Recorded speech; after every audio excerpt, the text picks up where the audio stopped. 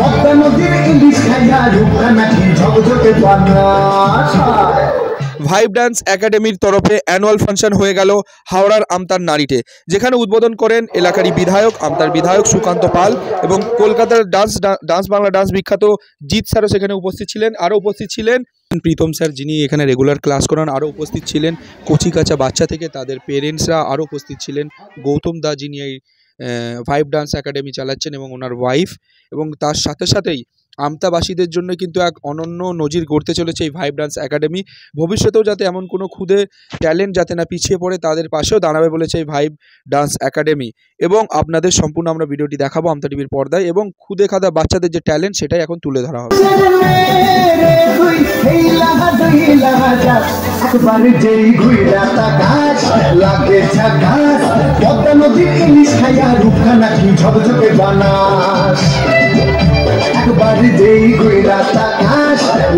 ঝাকাস, পদ্মা নদীর ইলিশ খাইয়া রূপা নাকি ঝকঝকে বানাস। ওলালা ওলালা ওলালা ওলালা ওলালা ওলালা।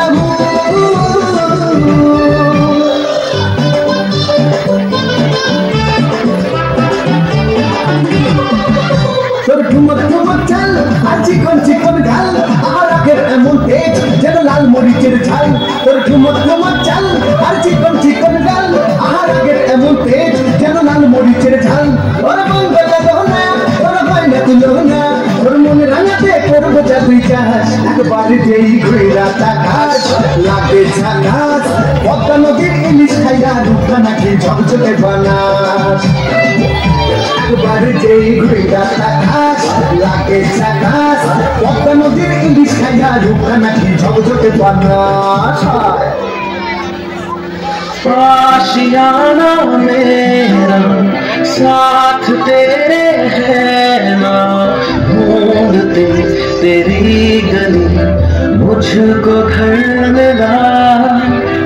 आमदाना मेरा हाथ तेरे है ना, ढूंढते तेरा खुदा मुझको रब मिला। तू जो मिला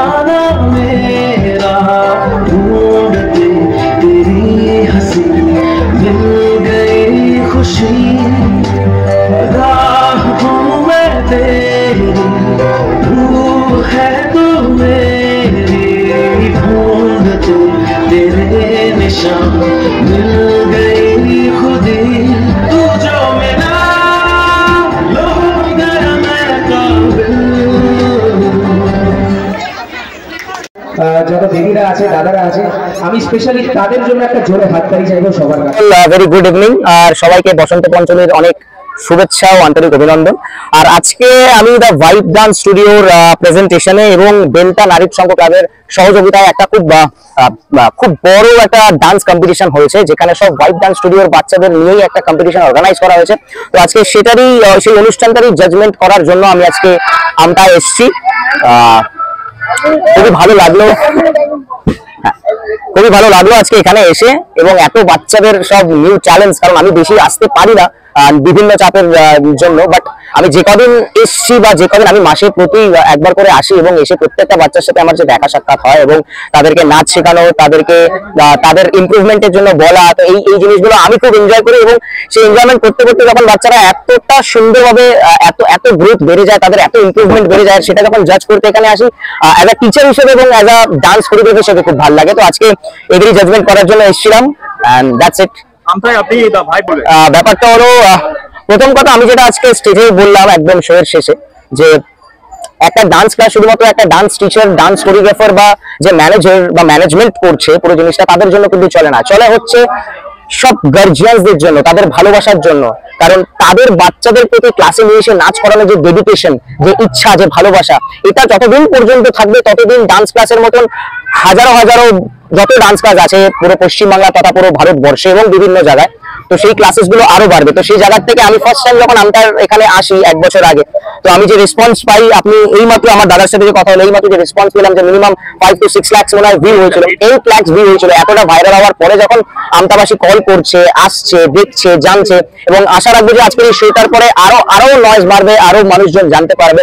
তো আমি খুবই হ্যাপি যে মানুষজন আসছে, নাচ শেখার জন্য আসছে, নাচের প্রতি আগ্রহ নিয়ে আসছে। তো এটাই যাতে ভবিষ্যতে আরো কন্টিনিউস হয়, এটাই আমি চাইবো।